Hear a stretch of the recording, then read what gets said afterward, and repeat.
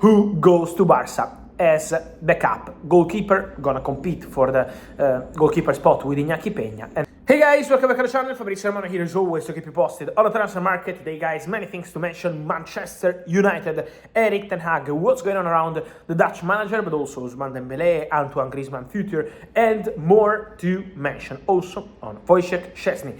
Let's jump into it together.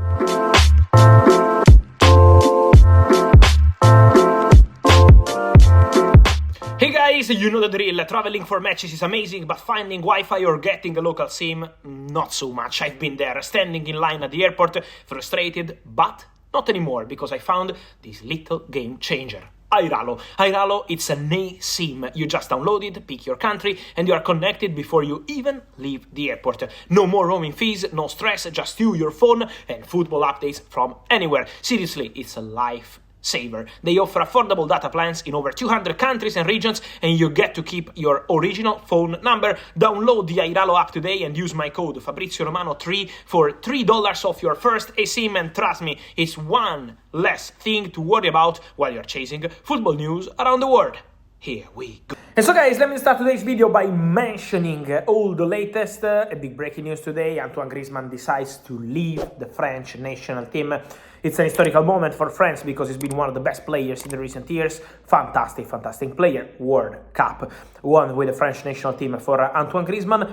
What I want to tell you about this and about Grisou is something I already told you last summer. You remember we had rumors about Griezmann and the possibility to leave Atletico Madrid. I always told you this summer he's not leaving. So in 2024 he's not leaving, but from 2025, so let's see next summer, or if it's going to be 2026, keep close eye again and again to MLS, because Griezmann in MLS remains a strong possibility for the future. So now he's retiring from international football, the decision not to play for the national team anymore, also many games, full focus on Atletico Madrid. There are several reasons, and so we respect that.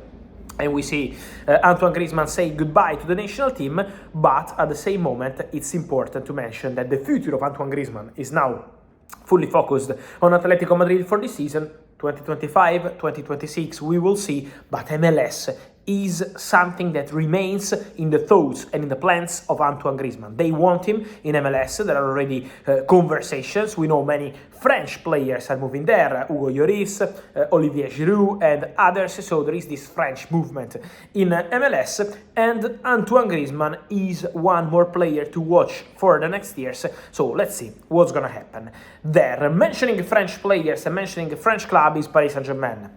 And the surprise of the day is that PSG will play in Champions League against Arsenal, but Ousmane Dembele will not be there. Yes, Ousmane Dembele is out for the game against Arsenal, and it's a big surprise. Why this is happening? L'Equipe and RMC Sport mentioned the reality. So there was a tense situation between Ousmane Dembele and Luis Enrique. After the game with Rennes, they had some problems, they had a discussion, and so Luis Enrique, who wants to be really fair with all the players, Dembele is probably, together with Barcola and João Neves, the best player of Paris Saint-Germain this season so far, but for Luis Enrique, the group, the team is something too important, and this is why he decided to exclude Ousmane Dembele from the squad. Now, they will talk, they will probably clarify the situation in the next days, so PSG are not in alarm, but at the same time, Ousmane Dembele is not gonna play against Arsenal. So this is an important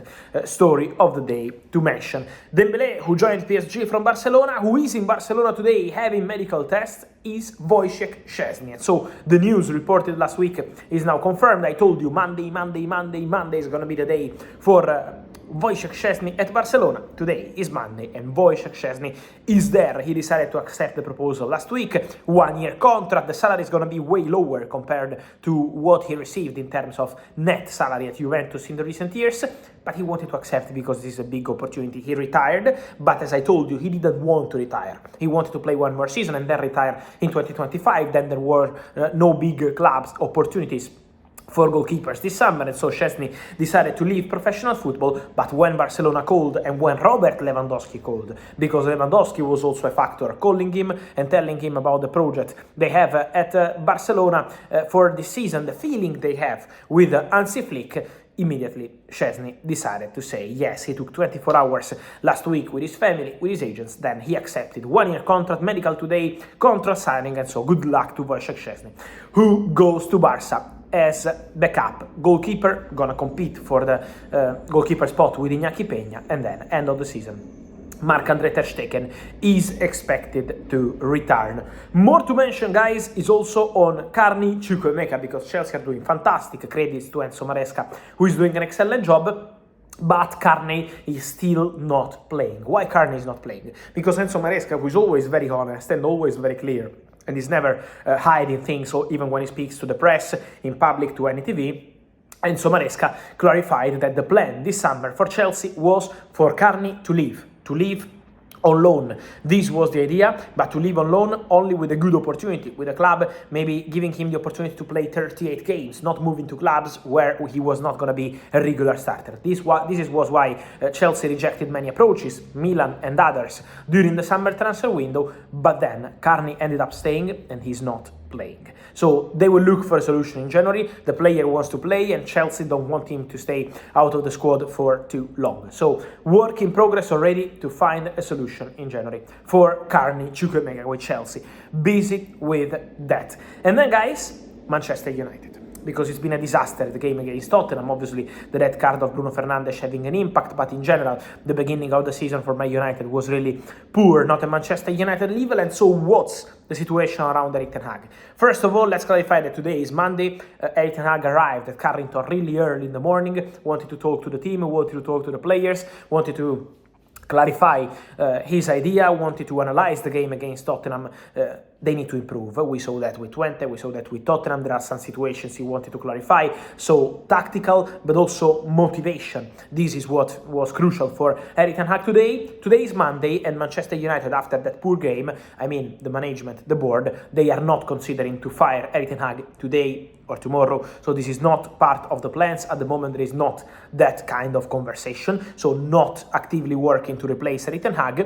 But what's important to say is that the pressure is growing, the tension is growing, not entirely at Man United, but obviously the club can see how the situation is not developing, is not improving. So at the moment, the position of Manchester United is still trusting Erik ten Hag, keep going with Erik ten Hag, sticking with Erik ten Hag. So they want to continue, they want to trust him, but obviously the next games, Porto in Europa League, and Aston Villa, these are going to be two important games for the future of Erik ten Hag. It's not just about the result. They want to see how the squad will react to this difficult moment, what kind of performances there will be, also how the players will react on the pitch in terms of motivation, because to many people at Manchester United the feeling was that the reaction to the difficult moments recently was not the reaction you expect from important players wearing an important shirt like the one of Manchester United.